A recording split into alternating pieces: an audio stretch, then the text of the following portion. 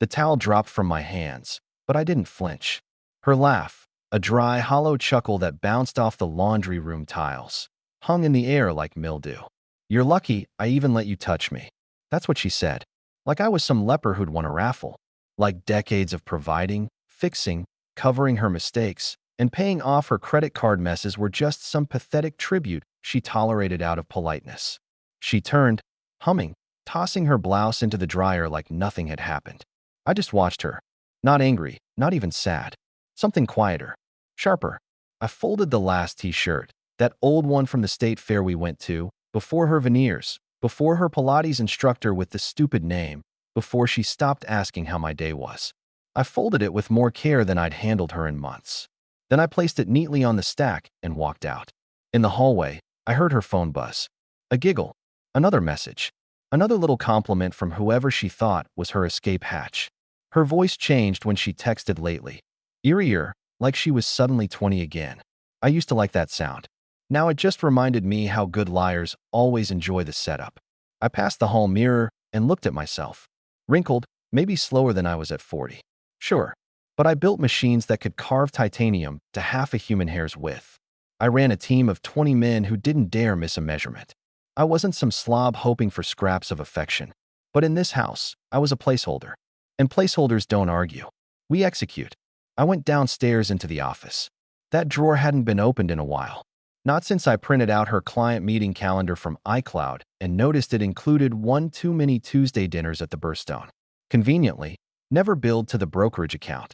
Inside the drawer was the box. A small, smooth oak box I carved myself after retiring. It was supposed to hold cufflinks. Instead, it held clarity. I opened it. Empty still. Not for long. I flipped open my laptop.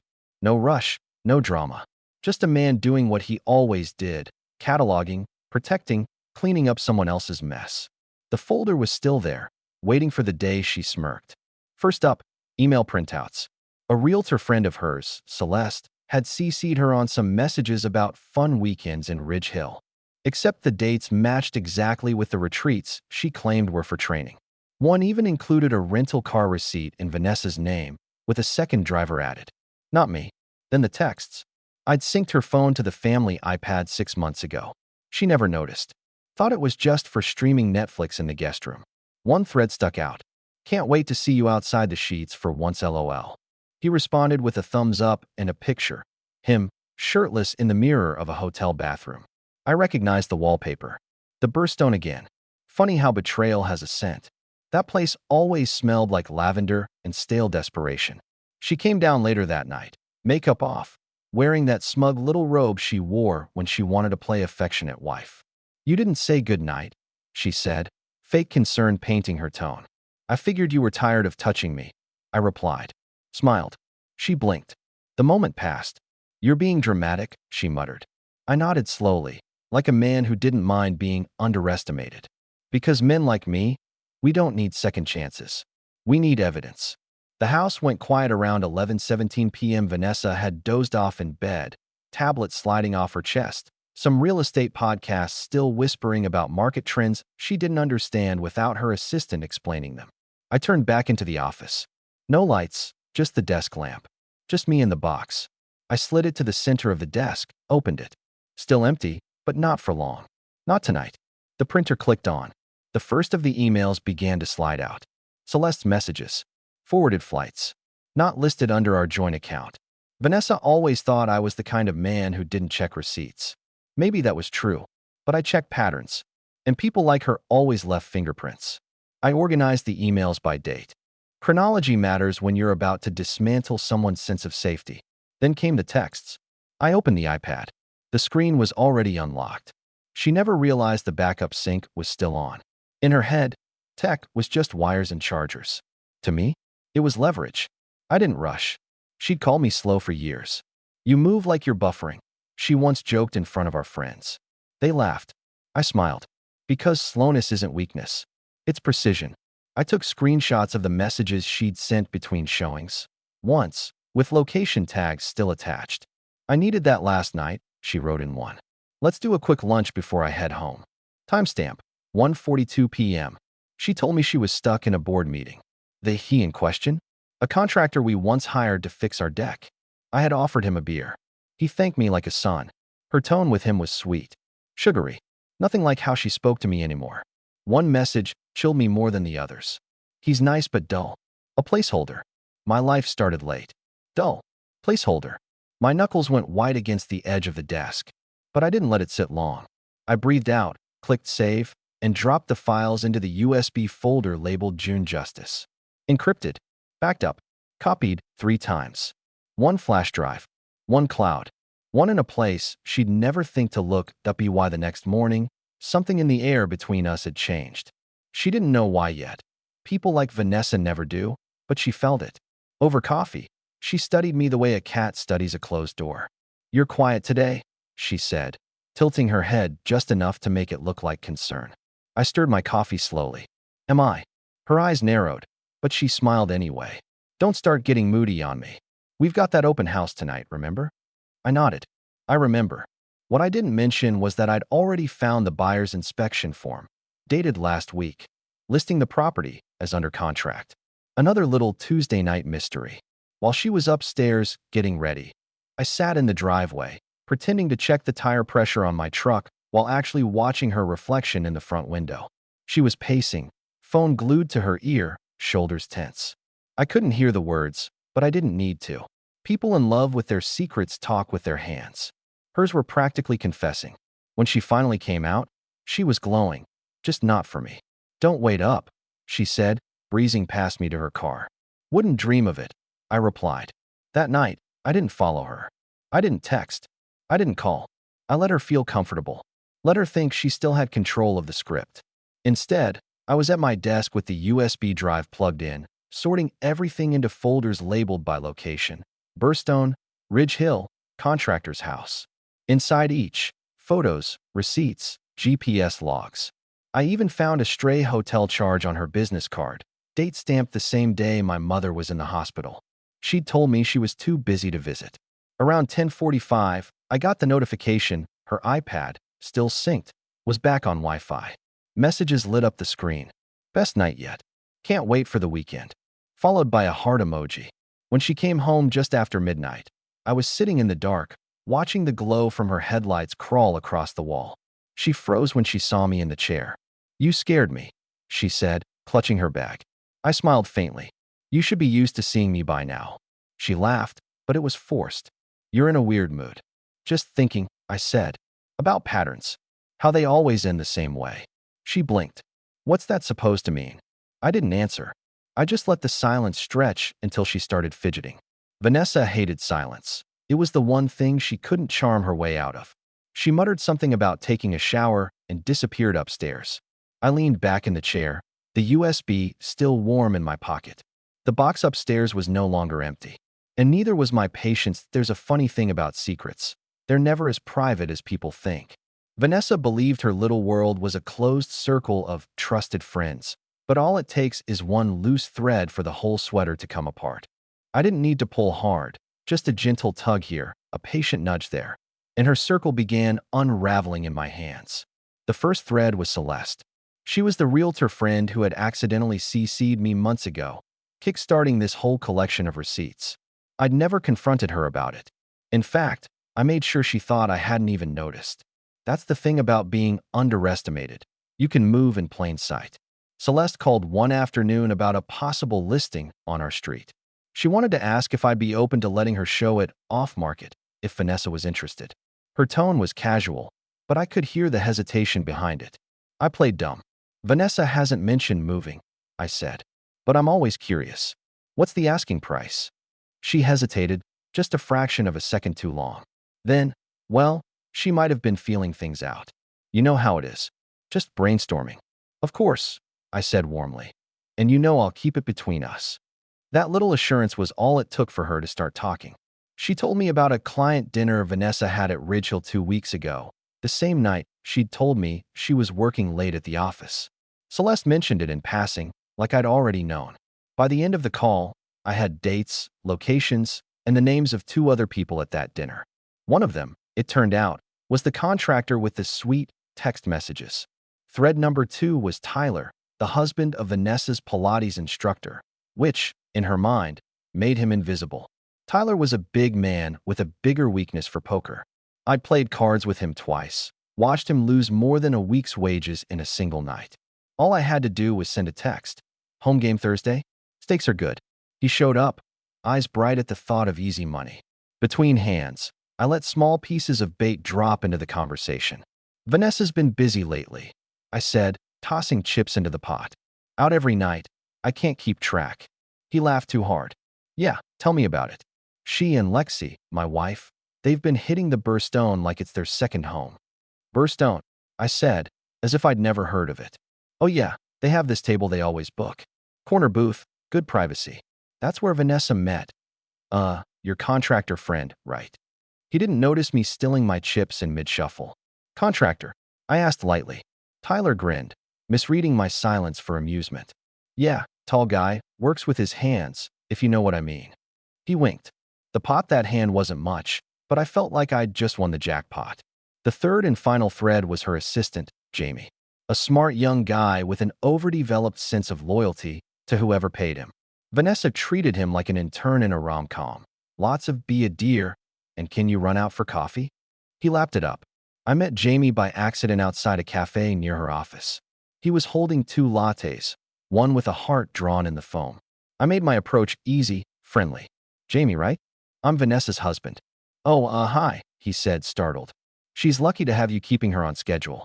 God knows she'd forget her own head if it wasn't attached. I grinned. That earned me a laugh. You're not wrong. She's always double booking herself.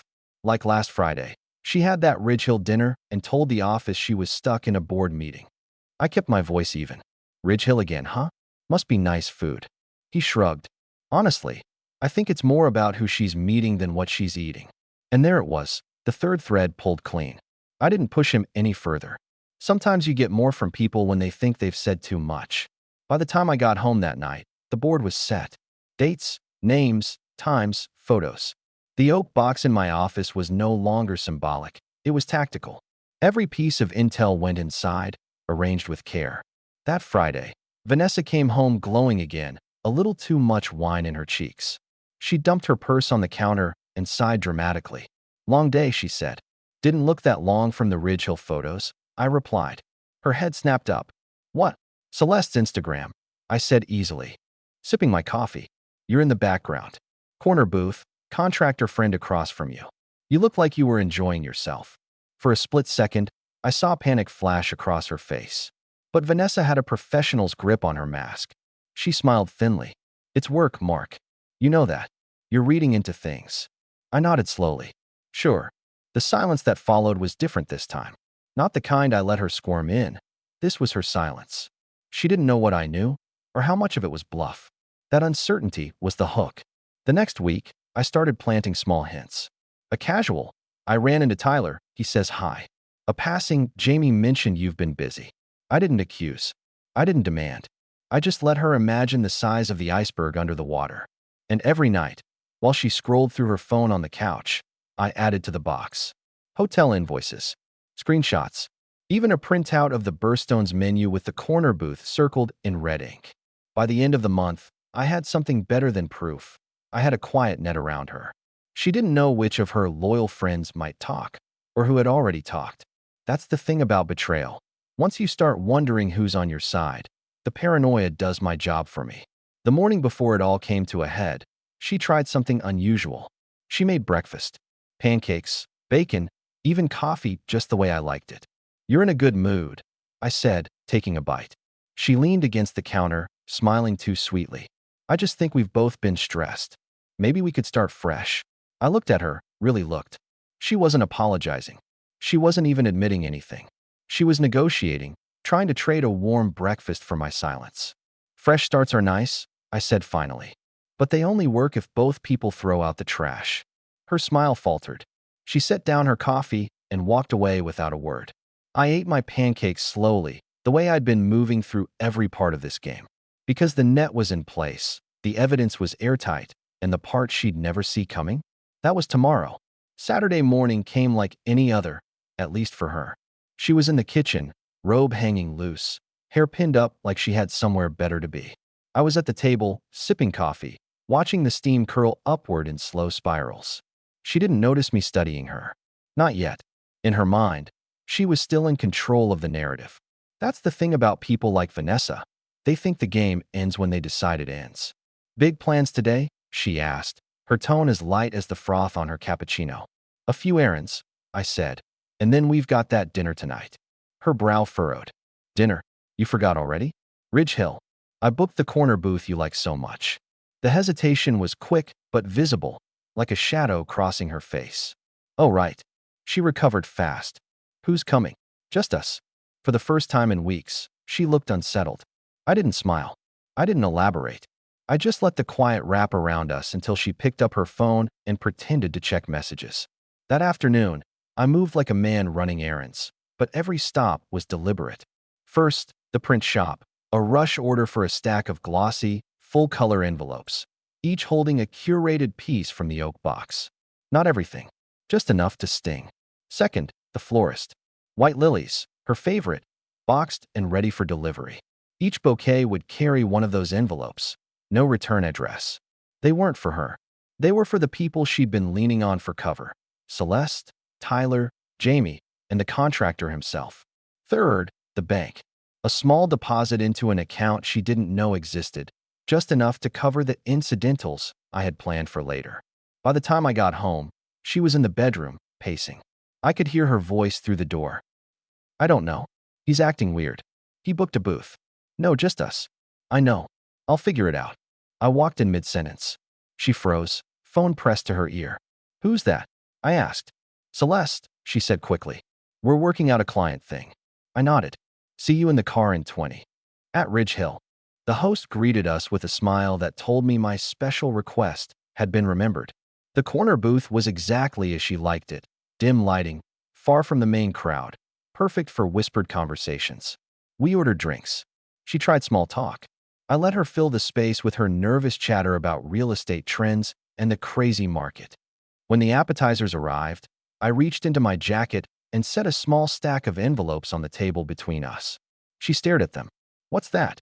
Souvenirs, I said. From your year of living dangerously. Her fingers hovered over the top one, but didn't touch it. You've been spying on me? I took a sip of water. Collecting evidence. There's a difference. She laughed, but there was no humor in it. What? You're going to show these to your lawyer? Try to take me for everything?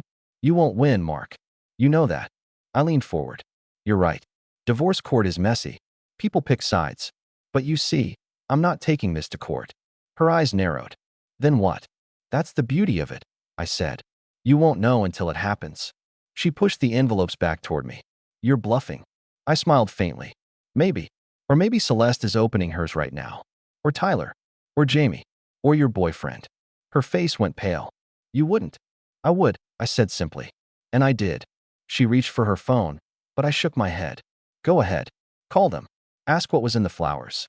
For the first time since I'd known her, Vanessa didn't have words. She sat back, crossing her arms like she could hold herself together by sheer will. You think this makes you look good? She finally said.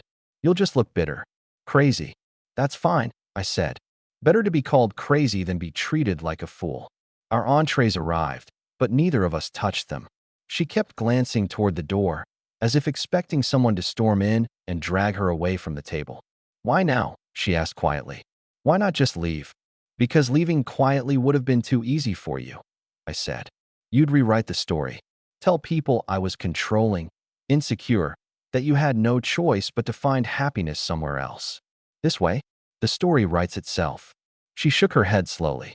You're enjoying this. Not yet, I said. But I will. We finished dinner in silence. I paid the bill, left a tip large enough for the host to remember my face, and walked her to the car. On the drive home, her phone buzzed twice. She didn't answer. She didn't have to. I knew exactly who it was. When we got inside, she went straight to the bedroom and shut the door. I heard the low murmur of her voice, frantic now, trying to do damage control. I sat in the living room, pulled out my phone, and sent one last message to the florist. Proceed with final delivery. That one was for her. Not flowers, though. A single manila envelope, hand-delivered by courier, to arrive first thing Monday at her office. Inside, one photo of her and the contractor at the Burstone, time-stamped, along with a single sentence typed in bold. Patterns always end the same way. I didn't need to see her open it. By then, the net would be tight enough that she wouldn't know which way was up. Monday morning would be the day she realized the truth, that I hadn't just been one step ahead of her. I'd been building the stage she'd destroy herself on. And the best part? Everyone she thought she could run to would already know their part in the show. That I woke up early that Monday, not because I couldn't sleep, but because I wanted to savor the quiet before the storm. The air had that heavy, expectant stillness of a sky about to break into rain. Vanessa was already up, pacing in the kitchen, still in her robe, hair tied back in that careless way she thought looked effortless. The truth was, she'd barely slept. Her eyes gave it away. Puffy, rimmed red, makeup from yesterday faintly ghosting the edges. I poured myself coffee without saying a word. She was trying to look busy, wiping the already clean counter, moving mugs from one cupboard to another. I might be late tonight, she said, avoiding eye contact. Big client dinner. Sure, I said, sipping. Where at? Burstone. Her hand froze on the cabinet door. Just for a second. But I caught it. Somewhere else, she mumbled. Don't wait up. I didn't answer. She grabbed her phone, her bag, and was out the door before I'd even finished my coffee. That's the thing about pressure. It doesn't make people stronger. It makes them sloppy. By 8:42 a.m., the first domino fell. Celeste posted a cryptic status on Facebook. Some people should remember who helped cover for them before they run their mouths. The comments lit up immediately, people fishing, gossiping, tagging mutual acquaintances. I didn't need to comment. The bait had been thrown, and half the town was circling it. At 9:03, Tyler texted me. Not Vanessa. Me. Tyler. What the hell did you send to Maria? She's flipping out. I replied with 3 words. Ask your wife. At 9:17, Jamie's name popped up on my phone. I let it go to voicemail. His message was rushed, panicked. Mr. Dalton, I don't know what's going on, but Vanessa's freaking out. She says you're ruining her career. Whatever you think you know, you've got it wrong. Click. No, Jamie. I had it exactly right. By 9:30, the office courier had signed for her delivery. I knew the exact moment she opened it because my phone lit up with a string of calls from her number. I didn't answer any of them. I wanted her to marinate in it. At 10:12, she tried a different tactic. Email. Subject, we need to talk. Body. Whatever you think you're doing, it's not too late to stop this before it gets worse. We can make a deal. A deal. Like this was some business transaction instead of the slow unmasking of who she really was. I didn't reply. By 10:45, my phone buzzed with a call from an unfamiliar number. I answered. Contractor boy. His voice was tight, angry. You've made your point, he said. You don't need to drag everyone into this. I haven't dragged anyone anywhere, I said calmly. They just got to see the real you and her without the Instagram filters. You're gonna regret this, he spat and hung up. Sure, kid. Keep telling yourself that. At 11:15, I got a text from my lawyer, Marcus. Marcus, she's been calling my office all morning. I haven't returned the calls. Still want me to sit tight. Me? Tighter than ever. By lunch, the ripples had turned into waves. I'd gotten screenshots from an acquaintance. Vanessa's little social clique had fractured into 2 messy camps. The ones pretending to support her through this tough time, and the ones outright distancing themselves, suddenly remembering she'd been acting weird for months. Loyalty has a short half-life when reputations are on the line. The best part? I hadn't posted a thing. Not one word. They were doing my work for me. At 1:02 p.m., the florist confirmed final deliveries had been made. A few select business contacts of hers, people she couldn't afford to alienate, received lilies and envelopes. Some got hotel receipts. Others got screenshots of texts. Each one was personalized, tailored to what would hit the hardest. By 1:37, Vanessa finally broke radio silence in person. She stormed into the house like a hurricane that had lost its way, slamming her bag onto the counter. What the hell is wrong with you? She hissed. Good afternoon, I said, sipping tea now. I'd switched from coffee. It felt like a tea day. Don't play cute with me. You're destroying my life. People are calling, asking questions, making jokes. Funny, I said. That's what you were doing about me a few months ago. Except you forgot the part where the other person gets to respond. Her eyes burned. If you think this is going to make you look like some kind of hero, I don't care how I look. I cut in. This isn't about looking good. It's about balance. She laughed, short, bitter. Balance. You've gone nuclear. I shrugged. You went first. I'm just better at it. For a moment, she stood there, shaking, like she might lunge across the counter. But then something shifted. She deflated, leaned against the fridge, and whispered, I have nowhere to go. Not my problem, I said. But maybe one of your boyfriends has a spare room. That hit. She flinched like I'd swung at her. By 2:15, she was gone again, out the door without another word. And that was fine, because by 3 o'clock, another layer of the plan would land. I had scheduled one final delivery, not physical, but digital. At exactly 3:05 p.m., an anonymous tip landed in the inbox of her brokerage's HR department. It contained a neatly compiled PDF of her business expenses that just happened to line up with her personal rendezvous. Dates, times, receipts, all cross-referenced. At 3:22, I got a text from an unknown number.